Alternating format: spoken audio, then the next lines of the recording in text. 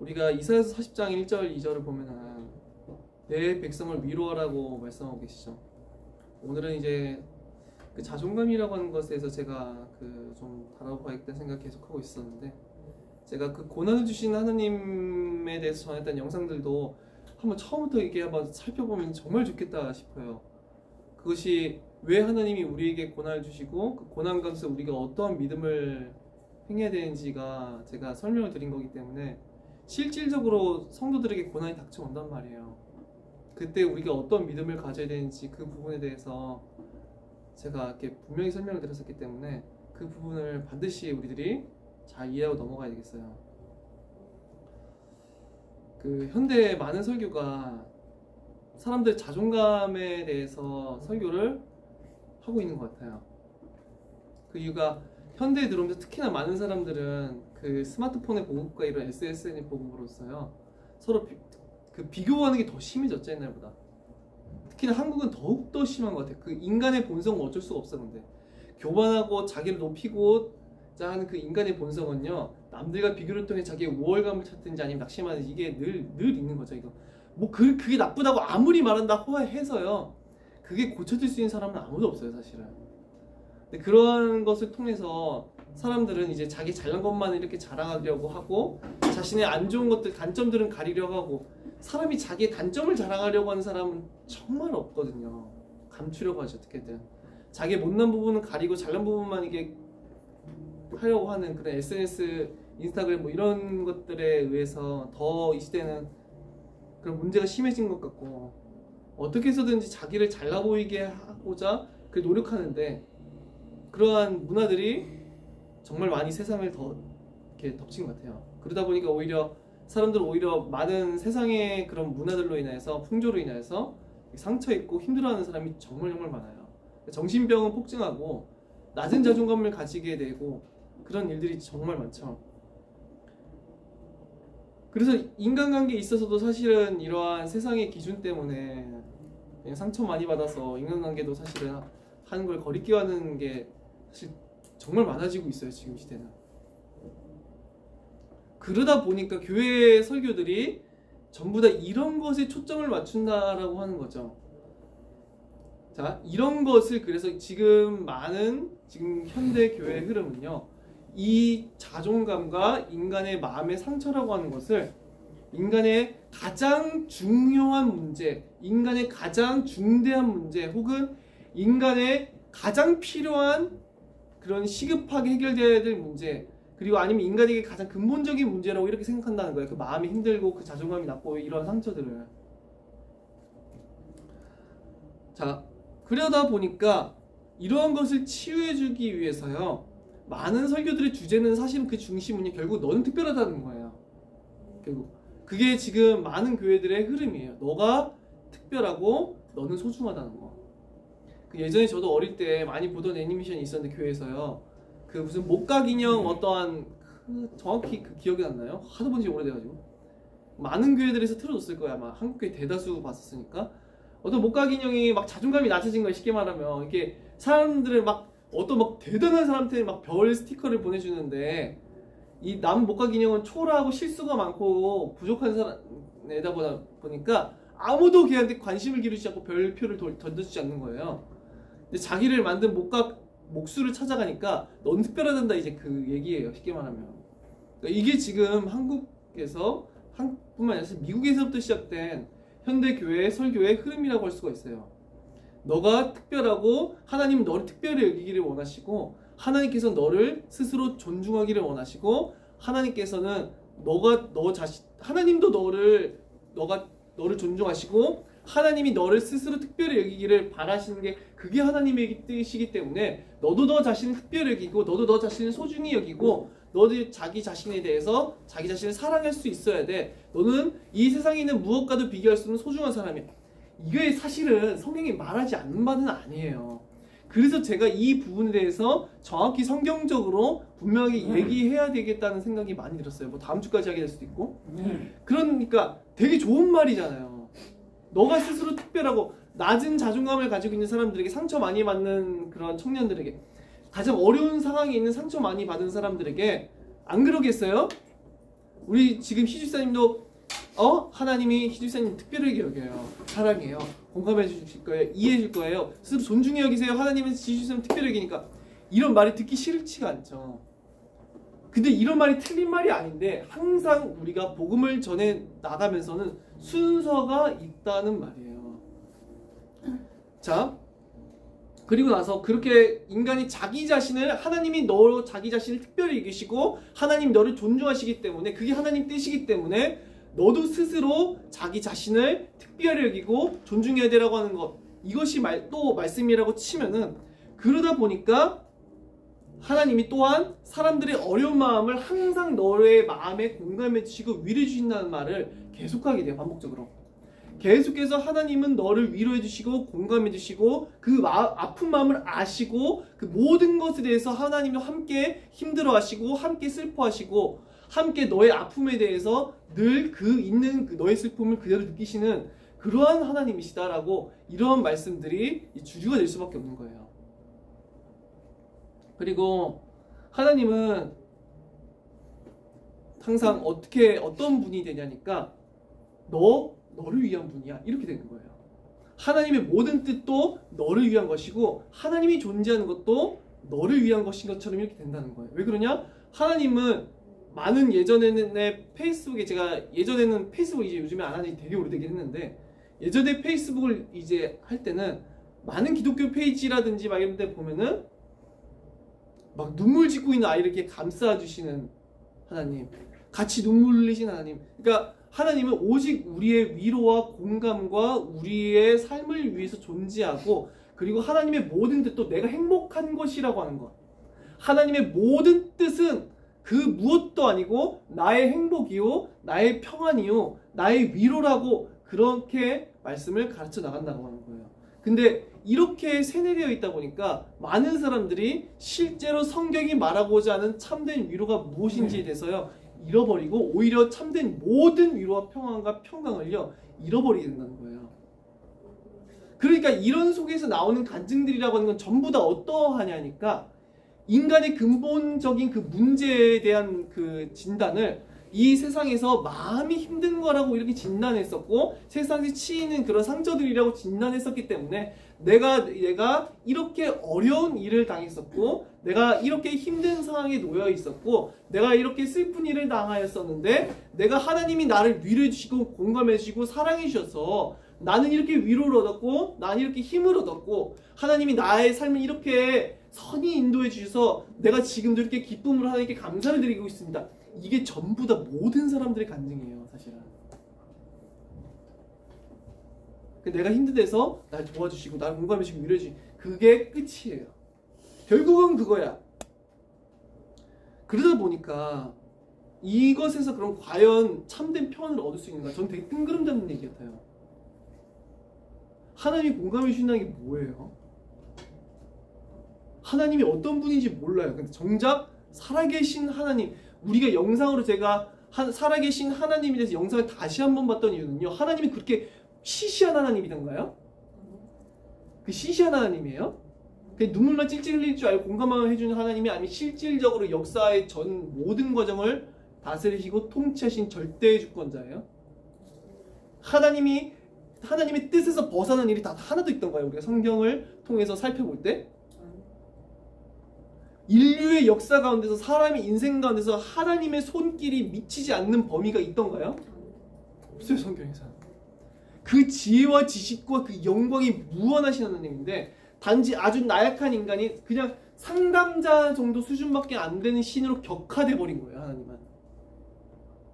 자, 우리 정확하게 이것을 많은 오류들이 내포되어 있어요. 지금 이러한 설교회 가운데서는 많은 오류들이 내포되어 있기 때문에 그 한 부분 한 부분을 제가 까발리려고 그래요. 그리고 올바른 성경이 말하고자 하는 위로와 이 위로를 누려야 돼요. 만일 여러분이 이러한 말씀 때문에 위로를 받고 답을 얻고 소망을 품었다라고 한다면요, 그것은 위로도 아니고 소망도 아니고 거짓된 위로와 거짓된 소망과 거짓된 평강이라고 하는 것을 사실은 잘 알아야 돼요. 자, 제가 그 상담심리학과를 대학교 때 전공했던 사람으로서 존 로저스의 그 상담심리학이 지금 현대의 상담심리학의 원류인데 무조건적인 수용을 이게 주장했던 사람이에요. 사람을 있는 그대로 수용해줘야 된다고. 그게 틀린 말이 아니죠. 근데 그러한 설교가 지금 마치 그런 상담적인 기법이 이제는 설교에 전부 다 들어와 있어요. 그러니까 성담학과 사실은 이 설교가 거의 차이가 없어지고 그냥 주어가 하나님이면 됐을 뿐이지 거의 차이가 없는 수준으로서 이게 돼버리는 그런 지경에 이르고 있는 거죠, 사실은. 근데 이러한 설교들이 이러한 상대방이 우리들의 자기 자신을 있는 그대로 이해해주고 사랑하고 특별하고 공감해주고 이러한 것들이요, 당연히 불신자들이 보기에도 좋아요, 아니면 좋지 않아요? 매우 좋아 보이죠. 그리고 세련돼 보이고 매우 좋아 보인다라고 하는 거예요. 그러다 보니까 이것이 모든 사람에게 좋아 보이고 이것에 대해서 그 누구도 오류점을 제기하지 않으려고 하는 그런 흐름이 이어진다고 하는 거예요. 하지만 이러한 설교들은요, 성경과 다른 분명한 치명적인 오류들을 상당 부분 내포하고 있고요. 사실은 그 안에는 매우 감춰진 무서운 독이 숨어 있어요. 이러한 설교들에는 매우 그러한 독이 숨겨져 있고 사실은 이건 사람들을 죽이는 독이 이 가운데서는 내포되어 있다고 하는 거예요. 우리가 암에 걸렸는데 이 사람을 행복하게 했다고 그 암 수술을 받지 않아도 암 수술을 받아야 된다는 말을 안 해주고요, 진통제만 처방해주면 어떻게 돼요? 그 요즘에 뭐 마약성 펜타닐 유행하는데 펜타닐이 원래 그 마약이 아니라요, 마약성 진통제로 쓰이는 거예요. 그게 타이레놀 같은 일반 진통제 2000배의 진통 효과가 있대요. 수술할 때 그래서 그 마약성 진통제를 많이 투여하거든요. 수술 직후에 너무너무 고통스러우니까. 근데 그러한 강력한 진통제만 투여해주고 암을 실질적으로 해결해주지 않는다라고 하면은요, 그 사람은 결국은 어떻게 돼요? 결국은 점점 사망으로 가게 되는 거예요. 이처럼 사람이 단지 마음이 아픈 것이 그 사람의 근본적인 문제라고 생각해 두고 만일 그 사람에게 단지 그것을 해결하기 위해서 공감과 위로와 모든 심리 상담학적인 것으로서 그렇게 사람을 한다면요, 그것은 결국 그 사람으로 하여금 가장 큰 파멸을 일으키게 할 수 있다라고 하는 거죠. 자, 그래서 오늘 이사야서 40장 1절 2절에 봤던 것처럼 하나님께서는 그런 위로를 하지 말라는 것이냐? 아니, 그렇지 않아요. 너희 하나님이 이르시되 너희는 위로하라, 내 백성을 위로하라, 이렇게 명령하시죠. 근데 그 위로하라고 하는 말이 그 2절부터 살펴보면 우리가 다 읽어보진 않겠지만, 너희는 예루살렘의 마음에 닿도록 말하며 그것에게 외치라. 그 노역의 때가 끝났고 그 죄악의 사함을 받았느니라.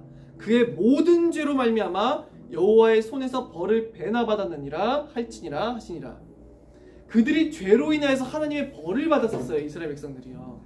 무엇을 통하여서? 죄 때문에. 그들의 죄로 인하여서 이사야서에서는 그들의 여호와의 손이 짧아서 구원하지 못하심도 아니요, 여호와께서 오직 너희의 죄가 하나님과 너희 사이를 갈라놓았고 하나님의 구원이 이룰 수 없게 만드는 원인이라 정확하게 진단하고 있죠. 그래서 이 이사야서 40장에서 기뻐하면서 내 백성을 위로하라고 명령하실 때 이 말은요, 메시아를 통해서 마침내 그들의 죄사함을 받고 그들의 죄로 인해서 받았던 그 엄청난 고난 가운데서 그들이 풀려나리라고 하는 거예요. 구체적으로 이것은 하나님의 진노하심에서 그들이 건짐을 받으리라고 하는 거죠. 죄로 인한 하나님의 진노와 심판 가운데서 그들이 이제는 건짐받으리라는 말이에요. 그 노역의 때에서. 자, 그래서 이 분명한 본문은, 이 위로의 명령의 본문은 죄사함과 메시아를 통한 구원을 약속하고 그것을 가지고 내 백성을 위로하라고 하고 있는 거예요. 근데 현대의 흐름은 어떻게 되냐니까, 하나님의 진노하심과 인간의 죄악상의 끔찍함에 대해서는 전혀 얘기하는 것을 꺼려해요. 그리고 이렇게 말하죠. 하나님은 죄를 책망하시고 정죄하심으로 사람을 자기에게 이끄시는 것이 아니라 사랑으로서 사람들을 자기에게 이끄신다, 이렇게 주장하는 것이 너무나도 많아졌어요. 하나님은 사랑으로 이끄시지 사람을 결코 책망하시거나 정죄하심으로 자기 이끄시는 것이 아니야 라는 말이 참 듣기 좋은 말 같아요. 왜 그러냐? 우리가 인간관계에 있어서도요, 남을 쉽게 정죄하고 판단하는 사람보다는요, 남을 배려할 줄 알고 이해해 줄 줄 아는 사람을 훨씬 더 좋아하거든요. 그러다 보니까 하나님도 당연히 사람을 정죄하지 않고 판단하지 아니하고 그 전적으로 이해해주고 공감해주고 특별하다 해주고 존중해주는 그것으로서 사람들을 자기에게 이끈다고 말하는 것이 상당히 설득력 있어 보이는 거예요. 성경과 다르지만, 성경과는 전혀 다르지만, 하나님의 판단이라고 하는 것이요, 인간의 그런 어줍지 않은 판단 같은 걸까요? 하나님의 진노하심과 그 정죄하심이요, 인간의 어줍지 않은 그런 것 같을까요? 하나님께서는요, 오히려 선하시기 때문에 모든 악에 대해서 진노하신다라고 하는 것을 우리들은 알았어요. 하나님이 사랑이 없으셔서 진노하는 것이 아니라요, 하나님이 오히려 사랑이 많으시기 때문에 진노하세요. 우리들은 계속 제가 재판장의 비유를 많이 들었었지만, 범죄로 인해서 피해를 받은 사람들이 있는데, 재판장이 사랑이 많아서 나는 저 범죄자도, 저 살인자도, 저 성폭행범도, 저 사기꾼도 풀어준다라고 말을 하면요, 그 재판장이 사랑이 많은 게 아니라 사랑이 없고 도리어 악한 자라고 할 수가 있죠. 근데 그것을 제대로 모르는 거예요. 자, 우리들의 내면을 철저히 살펴보면요, 하나님의 법과 너무나 반대되는 것들을 많이 발견할 수 있는데, 하나님의 명령은 내 이웃을 내 몸과 같이 사랑하라고 명령해요. 근데 우리들은 다른 사람을 인격체로 잘 보지 않고 이 사람을 어떻게든 내 인생을 위해서 이용해 먹으려고 하는 사람 생각만 되게 많이 하게 돼요. 사실은 사람들은, 이 본성이라고 하는 게. 그리고 하나님께서 원수조차 사랑하라고 명령하시지만 우리들은 용서하기 싫어하고, 우리들은 그의 명령은 타인을 소중히 여기고 타인에게 어떠한 해도 끼치지 말고, 그리고 타인의 행복을 빌라고 명령하시지만 우리는 그렇게 하기 싫어해요. 하나님은 어떠한 죄악된 것으로서 이 세상에서 그 누구도 고통을 당하지 않는 것이 하나님의 뜻이지만, 사람 가운데 있는 죄악된 본성은 탐욕과 음란과 욕망과 간음과 도둑질과 이 모든 것들을 탐하기 시작하고 하나님의 그 선하신 법 체계 질서를 업신여기는 거죠. 근데 하나님이 너를 사랑하시기만 하고, 너를 포용하시기만 하고, 너를 이해해 주시기만 하고, 너를 특별히 여기기만 하고, 그런 것으로서 사람에게 하나님께로 이끈다고 말하지만 오히려 하나님은 선하시기 때문에 진노하신다라고 하는 거예요. 근데 많은 또한 말들을 듣다 보면은 하나님이 진노하신다면은 그것은 결코 하나님이 사랑이 없으신 것인 것처럼 그렇게 이상하게 판단하는 일들이 벌어진다라고 하는 거죠. 근데 이 하나님의 진노의 심판이 여전히 머물러 있는 자들에게 제가 먼저 평화를 전한다면 어떻게 될까요? 하나님이 진노하심 이 사람 위에 분명하게 머물러 있어요. 이 사람이 죄악으로 인하여서. 근데 제가 이 사람에게 말하기를, 당신은 당신이 행복하기를 원하시고, 하나님은 당신을 사랑하시고, 당신이 스스로를 특별히 여기기를 바라시고, 하나님은 당신의 모든 인생과 함께 하셔서 당신을 돌봐주시고, 당신의 모든 아픔에 대해서 공감해 주시고 위로해 주신다. 죄에 대해서는 한마디도 언급하지 않냐고, 하나님의 진노에 대해서는 한마디도 언급하지 않냐고. 그러면은 이 사람은 하나님의 진노하심 가운데서 구원 받을 수 있어요, 없어요? 없는 거예요. 하나님이 이사야 40장에서 위로하라 명령하시면서요, 그 메시아를 통한 죄사함의 구원을 선언하세요. 죄의 사함이 여기까지 노역의 때가 끝난다고 말씀하셨죠. 그리고 여호와의 손에서 벌을 배나 받았다라고 말씀하셨죠. 이사야 40장 2절에서요. 그 노역의 때, 그리고 여호와의 손에서 배나 벌을 받았다고요. 이것은 유다와 이스라엘이 당한 고통을 의미하지요. 유다가 어떻게 고난을 당했어요? 바벨론에 의해서 철저히 진멸을 당했었어요. 하나님의 진노하심, 그들의 죄에 대한 책망으로서 그들은 노역의 때를 거쳤고 하나님이 진노의 심판의 때를 거쳤었으나, 이제는 진실로 죄사함을 통한 메시아의 구원을 임함으로써 하나님의 무한하신 은총과 구원이 그들에게 회복되기 때문에, 모든 노역의 때가 끝날 것이기 때문에 그 메시아의 구원을 통해서 마침내 그들은 위로를 받을 수가 있었던 거예요. 그런데 실질적으로 하나님의 그 이 진노하심과 인간의 죄에 대해서 얘기를 하지 않고 사람들에게 계속해서 평화의 메시지를 전하고 계속해서 사람들에게 괜찮을 것이다. 하나님이 너를 사랑하시고 너를 특별히 계신다. 말을 해주기 시작하면요. 사람들은요. 하나님이 진노를 하신다는 사실에 대해서 알지도 못해요. 마치 암 환자 아까 비유를 들었던 것처럼 그냥 마약성 진통제만 맞았는데 오늘 암으로 죽게 되는 거예요. 선악간에 심판하시는 하나님께서 선악간에 심판하신 날에 그들이 누렸던 모든 평화는 아무런 평화가 아니었구나. 그날에 그때 깨닫게 되는 거예요. 아, 나는 거짓된 평화에 젖어 있었구나 라고. 결국은 메시아가 필요 없는 구원을 지금 얘기하고 있는 거죠. 메시아, 죄사함을 위하여 죽임당하신 메시아가 필요 없는 구원을 얘기하는 거예요. 진노하심을 대신 감당하여 주셔서 죽임당하신 예수님이 필요 없기 때문에. 자, 그래서 이런 설교들은 오히려 사람들에게 그런데도 불구하고 많은 효과를 미치는데, 어떤 사람들은 분명히 자기가 너무 힘들었었고 자기의 배경도 좋지 않고 상처도 많고 자존감도 낮았었는데 하나님을 위로해서 하나님은 세상의 기준으로 나를 판단하지 아니하시고 하나님은 여전히 나를 사랑하시고 하나님이 여전히 나를 돌보신다는 사실 때문에 위로를 얻고, 아, 내가 하나님을 위해 살아야지, 이런 긍정적인 결과로 분명히 이어지는 케이스들이 많이 있어요. 실제로.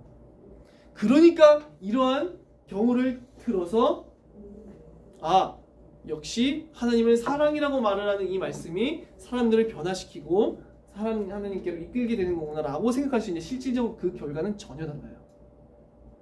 외형적으로서 이 사람이 교회에 정착하고 외형적인 모습으로서 하나님을 사랑하는 것 같지만 이 사람은 여전히 참 하나님에 대해서는 여전히 교만한 자요, 참 사랑이신 하나님은 여전히 부인하는 자로 남아있다라고 하는 거예요. 우리 그 부분에서 분명히 알아야 돼요. 자, 사람을 정죄하지 않고 오직 인간을 특별히 여기고 소중히 여기고 사랑하고 돌보고 위로하신다는 하나님에 대해서 들을 때 이것은 매우 솔깃하고 그럴듯해 보이지만, 이것은 매우 포용적인 것처럼 보이지만 전혀 그렇지 않다라고 하는 거죠. 자, 하나님께서 그러면 악인들이 죽기를 원하시는가? 아니요. 에스겔 18장에 보면은 악인이 죽는 것을 조금인들 기뻐하려라고 말씀하세요. 자기는 악인들이 죄에서 돌이켜서 죄악된 길에서 떠나 사는 것을 원하신다고 하나님께서 말씀하세요. 하나님이 죽는 걸 원하신다고요? 아니면 싫어하신다고요? 죄인들이 죽는 것을 싫어하세요. 우리들이 하나님의 진노하심에 대해서 말을 할 때 우리들이 분명히 알아야 되거든요. 악인들이 죽는 것을 결코 원하지 아니하신다고 하나님은 선언하신다라고 하는 거예요. 그의 거룩하심으로 인하여서, 그리고 우리가 악함으로 인하여서 하나님은 자신의 진노를 품으시되 그 진노를 억누르세요.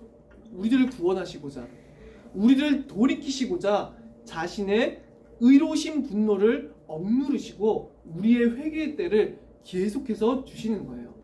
예레미야서 보면 정말 독특한 게 있는데, 하나님께서 내가 이제는 돌이키지 아니하고 이스라엘을 벌하겠다라고 말씀하시는데 계속 돌이키세요. 하나님 심판을 명령하시고 예레미야에게 얘기하라고 하시는데 또다시 그들을 구원하시기 위해서 회개의 말씀을 주세요. 또다시 계속. 아니, 심판하신다고 했다 갑자기 또 회개하라고 했다. 심판하신다 회개하라고 했다. 예레미야서 보면은요, 하나님이요 죄인들을 향해서요 영혼이 찢어지는 고통을 느낀다고 표현이 나와요. 나에게 범죄한 자를 용서하는 정도가 아니라요, 나에게 범죄하고 나를 대적하고 내 모든 법들을 거역하고 내가 가장 미워하는 그 악을 행하는 자를 위하여 기도한 자가 어디 있어요, 이 세상에. 근데 하나님이 그 악인들을 위해서 영혼이 찢어지는 고통에 대해서 고백하시는 게 예레미야에서 나온다는 말이에요. 정말 놀라운 것이죠. 근데도 불구하고 이런 하나님의 죄인들을 향한 긍휼과 회개의 명령과 이 죄에서 돌이킴과 하나님의 진노와 심판으로부터의 이 구원함이 필요한 사실에 대해서요 가리고 자꾸만 하나님은 너를 특별하다고, 너를 소중하기만 여긴다고 하는 이런 말씀으로 오히려 말함으로써요 그 엄청난 죄에 대해서 인내하시고, 하나님은 죄에 대한 진노가 무한하세요. 근데 그 죄에 대한 엄청난 분노를 일려 억누르시는 거예요. 하나님은 거룩하시기 때문에요. 우리가 죄에 대해서 느낄 수 있는 분노한 수준이 달라요. 우리 TV 보면서 악인들을 보면서 분노를 느끼죠. 각종 사건을 터질 때마다 하나님이 느끼시는 죄에 대한 분노는 무한하다고요. 그가 무한히 선하시기 때문에. 근데 그러한 분노를 억제하시면서까지 우리들을 구원하시고 그들을 위해서 탄식함으로 간구하시고 그들을 위해서 자기네 그 분노를 억누르사 그들을 구원을 촉구하신다라고 하는 거예요. 근데 이러한 모든 말씀을 제거하고서죠, 그냥 사람은 스스로를 사람이 행복해지는 게, 사람이 자기 자신을 특별히 여기는 게, 사람이 자기 자아를 존중하는 게 그게 옳은 것인 것처럼 말을 하여서 사람들은 자기가 죄로부터, 하나님의 진노로부터, 하나님 그 엄청난 지극하신 사랑으로 인하여서 보내신 메시아의 그 십자가를요, 그 말씀을요 폐하려 든다는 거예요. 예수께서는 엄청난 고난과 고통을 다 당하시고 엄청난 저주를 당하시고 아버지로부터 버림당하시고 그 진노의 무한한 삭슬 대신 지불하셔서 차마 측량할 수 없는 고난을 다 겪으시고 우리들을 위한 한없는 자비와 사랑을 보여주셨으나 우리들은 그딴 거 필요 없다는 식으로 그냥 공감만 받으면 되고 위로만 받으면 되고, 하나님이 원하시는 건 너의 행복이고, 하나님은 너를 공감해주고 위로해 주시고, 하나님 너를 소중히 여기시고 소중하다고 여기길 원하시고 너 자신을 특별히 여기길 원하신다, 이런 말씀이 젖어들기 쉽다는 거예요. 하나님의 죄사함과 진노로부터의 구원도 없는 채로 그냥 그렇게, 그래서 그가 정작 가장 큰 사랑의 증거는 가리는 거예요. 웃기지 않나요? 가장 큰 사랑의 증거는 가려요. 가장 큰 사랑의 증거인 예수 그리스도의 십자가의 그 희생을 알려고 한다면요, 인간이 얼마나 용서받지 못할 죄인이었었는지를 알아야 돼요. 인간이 자기 죄로 인해서 당해야 될 그 심판과 진노의 삭시요 얼마나 큰 줄을 알아야지만 우리 주님이 우리를 용서하시고 우리를 위해서 대신 당하신 그 고난이 무엇인지를 알아요.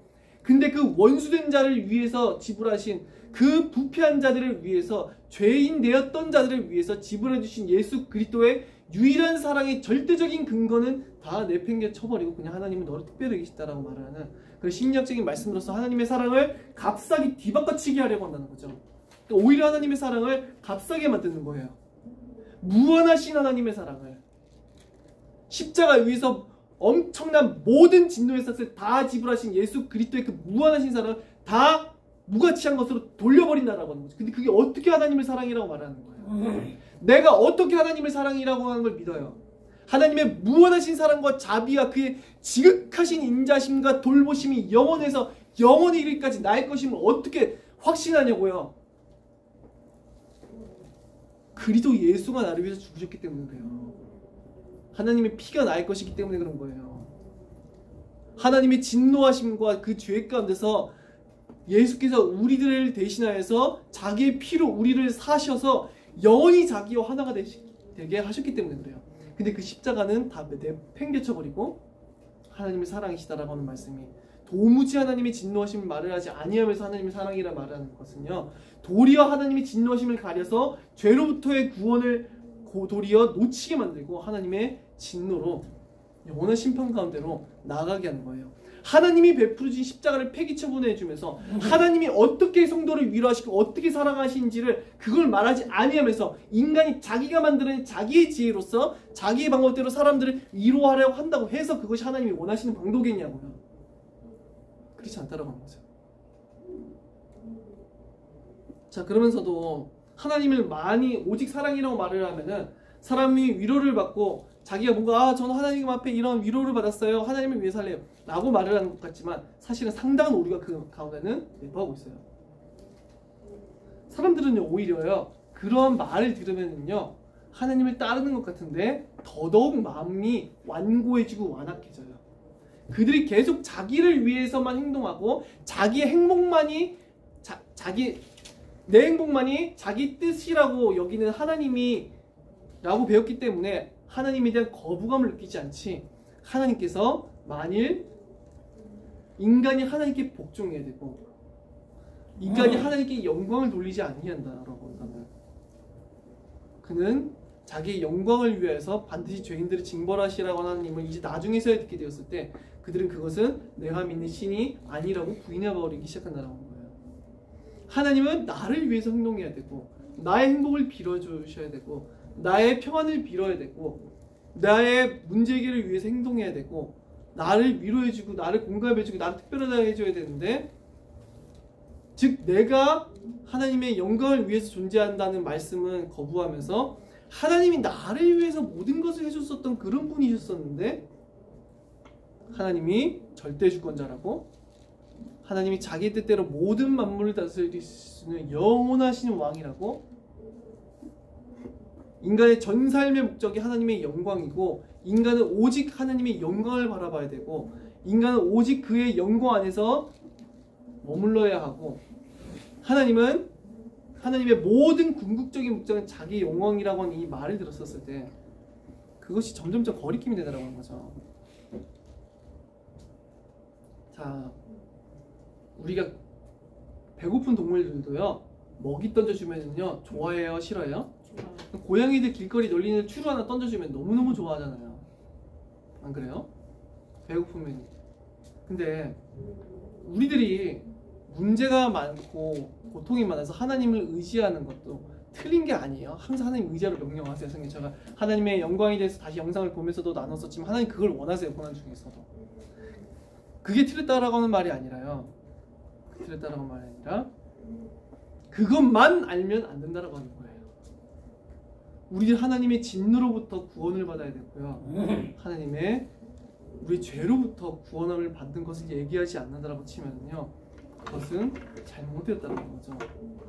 하나님을 단지 공감해 주시고 위로해 주시고 그냥 그런 어떤 심리적인 문제만 치유해 줄 수 있는 분이라고 치면은요.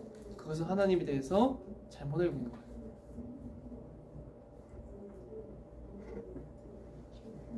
그래서 오히려 우리들은 실수할 수 있는 게 하나님의 그 너무나 지극하신 사랑을 그리스도 예수 안에서 확증하시고 증명하신 우리들을 위한 한없는 사랑을요 오히려 어떻게 만들어요? 우상 숭배를 할 수 있는 근거로 만들 수가 있다는 거예요. 아, 하나님은 나에게 아무것도 명령하지 아니하신 하나님이시구나. 나는 이제 내가 원하는 대로 내 뜻대로 내 욕구대로 내 꿈대로 살아가야지. 그렇게 만들어 놓는다는 거예요. 사실은 하나님을 사랑하는 것 같은데 주일날 예배도 드리는 것 같은데 정작 그 사람의 삶의 가치관과 삶의 방향과 삶의 목적과 삶의 기쁨과 삶의 슬픔에 전부 다 나 자기 자신이에요. 세상 사람들과 아무런 가치관이 있어도 차이가 없어요. 그들도 세상 사람들이 원하는 것과 세상 사람들이 추구하는 것과 세상 사람들이 자랑하는 것과 세상 사람들이 슬퍼하는 것에 있어서요 아무런 기준이 없다고 하는 거예요. 그러면서 끊임없이 교회에 와서는 하나님은 너가 원하는 모든 것을 도와주시기를 원하셔. 하나님 너 자신이 특별하기를 원하셔. 왜 자존감이 낮아졌어요? 세상을 여전히 기준으로 삼고 있기 때문 아니에요?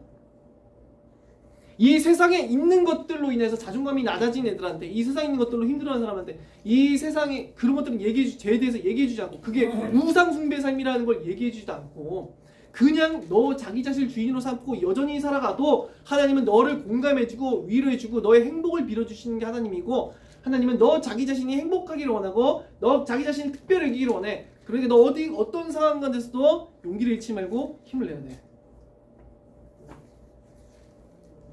정확히 말하자면요 하나님의 말씀은요 세상을 기준으로 삼고 있었던 그 죄악된 삶 그 우상숭배 삶이에요. 사실은 내가 우상인 거예요. 사실 그 우상숭배의 본질은 나라고 하는 우상이에요. 나를 추구하는 우상이에요. 나의 욕구와 나의 욕망과 내 영광, 내 자랑 결국 이 세상에 있는 것을 전부로 삼고 이 세상이 우상인 그 삶의 모든 행태들 이 세상의 쾌락과 즐거움과 영광만을 전부로 삼고 살아가는 그 삶의 그 방향성 자체가 사실은 인간의 본성의 부패함이라고요. 그러면서 하나님을 두려워하지 않냐고 하나님의 영광보다 내가 신이 되어 있는 상태. 근데 그 내가 신이 되어 있는 상태인 사람들에게 더 자기 자신의 그 우상 숭배를요 옳다 말을 해주는 거예요. 너는 너 자기 자신을 추구하라고 말을 해주는 것 같아요. 저는 오히려 하나님은 온통 다 우리 행복만을 위해서 존재하니까, 하나님은 나의 모든 삶을 긍정해 주신다고 말을 하니까, 하나님은 우리의 모든 삶을 긍정해 주실까요? 아니에요. 우상 숭배에 대해서, 모든 우상 숭배에 대해서 진노하신 하나님이에요. 우리의 모든 죄를 미워하시고 심판하신 하나님이에요. 단 하나의 죄도 하나님의 율법 앞에 용납될 수 있어요, 없어요? 그러니까 그리스도가 필요한 거예요, 우리에게. 우리들은 매 순간 영원토록 중보자가 필요한 거예요. 우리 죄를 위해서 그가 고난을 당하시니. 근데 여전히 세상 가운데 머물러 살면서 자기를 우상 숭배로 삼고 살아가는데, 그것들로 자존감이 낮아지는 거 아닌가요? 세상의 기준으로 인해서. 성경에서 세상의 판단을 두려워하래요? 아니면 하나님의 율법을 두려워하고 하나님의 말씀을 두려워하래요? 사람을 두려워하라고 했어요? 하나님을 두려워하라고 했어요, 성경이? 세상의 기준이 너의 영광이라고 성경이 말을 해요? 세상의 판단이 너희를 판단할 수 있다고 말을 해요? 그냥 그러한 판단 자체에서 속해서 여전히 세상을 추구하는 그 삶 자체가 잘못됐다고 말을 하는 게 성경이라고 하는 거예요.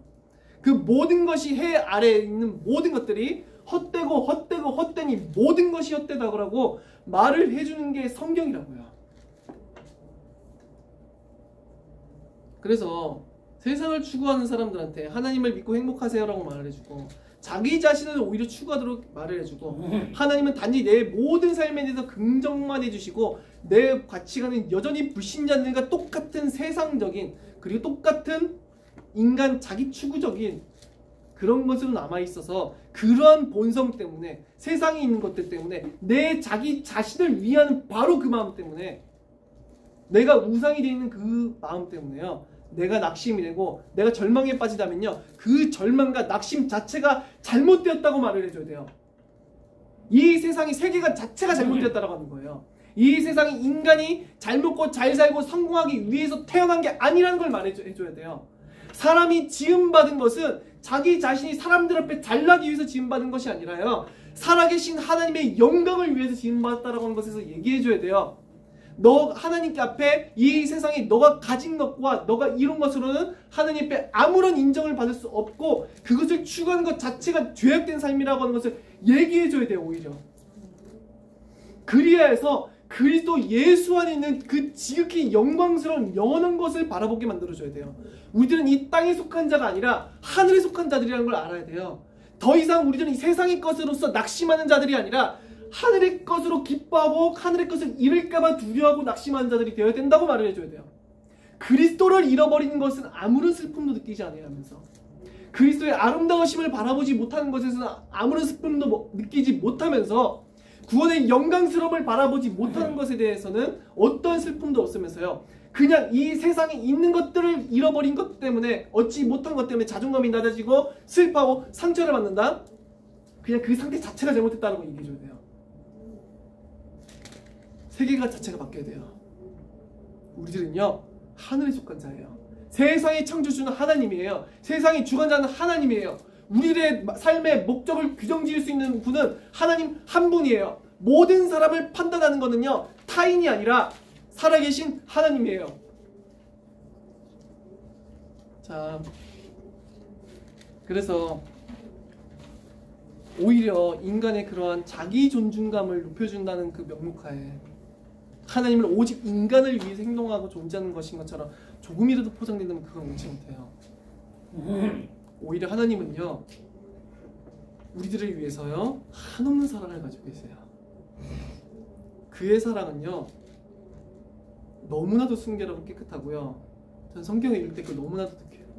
특히나 어떤 본문들에서 저는 하나님이 너무나 지극히 아름다우시구나라고 고백하게 되냐면요, 세상에 어떠한 사람이요, 가장 못난 사람들을 사랑하는 게 있어요? 안 그래요? 우리들은 이 세상의 기준으로 따지자면요, 세상에서 가장 비천한 자들을 차별하는 게 이 세상의 원리잖아요. 근데 하나님은 그렇지가 않아요. 가장 연약한 자들을 돌보시는 본문이요, 한두 본문이 아니에요. 놀랍지 않나요? 천지를 창조하신 하나님이, 역사의 주권자이신 그 하나님이요, 그 지극히 선한 것만을 명령하시는 거예요. 그래서 지극히 선하시기 때문에 인간은 구원을 이룰 수가 없는 거예요, 반대로. 근데 하나님께서 너무나도 사랑이 많으셔서 우리들을 위해서 자기 아들을 보내주셨고, 예수께서는 한없는 그 심판과 진노의 저주의 삭을 다 당하셔서 우리를 구원해 주셨어요.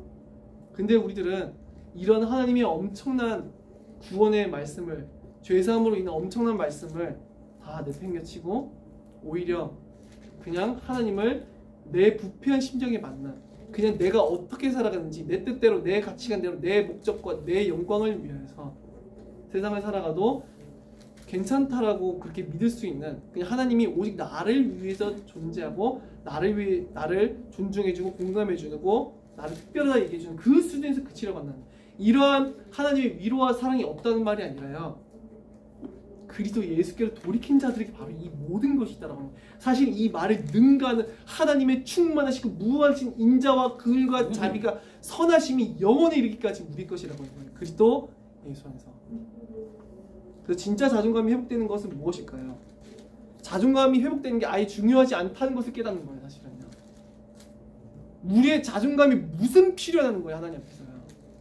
내가 스스로를 세상의 기준으로 좋게 여겼어. 내가 자기에게 존중감이 생겼어. 그게 하나님 앞에서 필요해요? 아니에요. 우리들은 죄인으로서 하나님 앞에 아무것도 아니라는 사실을 깨달아야 돼요. 우리들은 피조물로서 지극히 높으신 하나님의 앞에서 합당하고 마땅한 은혜에 무엇도 얻을 수 없는 미천한 자들이라는 걸 오히려 깨달아야 돼요. 반대로 우리들이 무언가를 가진 것으로 낙심할 필요가 있나요? 세상의 것으로?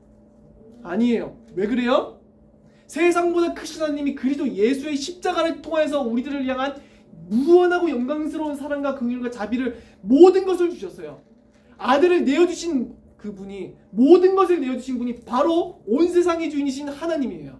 우리를 향한 무한하신 사랑을 확증하시고요, 인자와 선하심으로써 영원히 우리를 돌보시고 함께하시고 지키시고 인도하시고 보호하시고 구원하실 이가요, 세상의 인간 따위가 아니라요, 영원하시고 무한하신 온 우주의 하나님이라고 하는 거예요. 그의 긍휼과 자비는 그리스도 예수 안에서만 존재하되 끝이 없으시고 항상 우리들 가운데 함께 하실 거예요.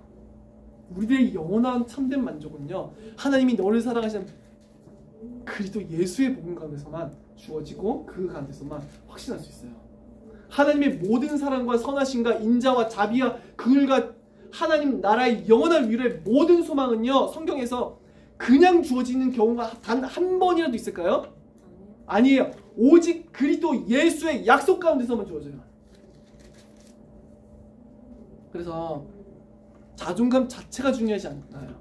낙심할 것도 없고요, 기뻐할 것도 없어요. 낙심할 것도 없고 교만할 것도 없어요. 이해되세요? 우리는 원래 아무것도 아니에요. 오히려 아무것도 아니면 시인하셔야 돼요. 오히려 아무것도 아니면요. 그게 기독교의 메시지예요. 그리고 반대로 낙심할 것도 없으면 반대로 우리가 구주 예수 그리스도의 십자가를 받았기 때문에 그래요. 그것만이 우리의 영광이요 자랑이 되기 때문에요. 그래서 세상에 속했었던 이 삶 가운데서요, 나를 추구하고 여전히 나의 것을 위해서 내 영광을 추구하는 그 삶 자체에서요 돌이키는 거예요. 그리고 영원한 천국 가운데서 우리에게 베풀어 주신 한없는 은혜의 영광을, 그리스도 예수 안에 있는 복음의 영광을 바라봄으로써요 우리들이 힘을 얻고 위로를 얻는 거예요. 그게 참된 자존감 회복이에요. 그게 내 자기 자신 안에요, 세상의 기준으로 살아가는 삶에서 더 이상 세상의 기준이 아니라요, 하나님의 판단을 더 두려워하는 거예요. 세상이 아니라요, 영원한 것에 속해 있음을 내가 깨닫게 되는 거예요. 이 세상에서 사람들의 인정이 아니라요, 아무런 무가치한 자를 위해서요, 자격 없는 나를 위해서요, 불가항력적인 은혜로, 무조건적인 은혜로 인하여서요 모든 것을 지불하시고 내어주신, 자기의 모든 것을 희생해 주신 예수 그리스도로 인하여서요 지금부터 영원에 이르기까지 감사와 찬양과 찬송밖에는 돌릴 것이 없다고 고백하는 것이 참된 기독교의 말씀과 위로와 소망이라고 하는 것을 알아야 되겠어요. 우리 기도하고 말씀을 마치도록 하겠습니다. 살아계신 하나님 아버지께 감사를 드립니다. 우리가 오직 그리스도 예수 안에서만 참된 소망을 얻고 참된 기쁨을 누릴 수 있도록 은혜를 허락하여 주시옵소서. 이 세상에 있는 그 무엇도 우리들을 만족해 할 수 없으며 이 세상에 있는 그 무엇도 우리들의 자랑이 되지 못하며 이 세상에 있는 그 무엇으로도 우리가 낙심할 필요가 없음은 내가 믿는 하나님이 세상의 모든 것을 지으셨기 때문이요. 내가 믿는 하나님이 나를 그리스도 예수의 피로 사셨기 때문이요. 내가 믿는 하나님이 온 세상의 주인이시기 때문임을 고백합니다. 나는 하나님 앞에 매우 미천하고 아무것도 아닌 존재이오나 오직 우리 주 예수 그리스도의 한없는 은혜로 인하여서 나를 구원해 주셨고 자기의 한없는 은혜를 베풀어 주셨었고 그의 선하심과 인자하심의 연한 모든 것들을 내게 베풀어 주셨사오니 내가 구주 예수 그리스도로 인하여서 하나님 아버지께 한없는 영광과 찬양과 찬송과 사랑을 올려드릴 수 있도록 은혜를 베풀어 주시옵소서. 세상의 것에 따르는 일시적인 기쁨과 자랑이 아니라 그리스도 예수의 십자가로 인한 영광하고도 변하지 아니하는 기쁨과 위로와 소망을 얻을 수 있도록 은혜를 허락하여 주시옵소서. 그리스도 예수 안에 있는 한없는 아름다우심의 그 은혜를 날마다 우리들이 발견하게 하여 주시옵소서. 살아계신 우리 주 예수 그리스도 이름으로 기도드립니다. 아멘.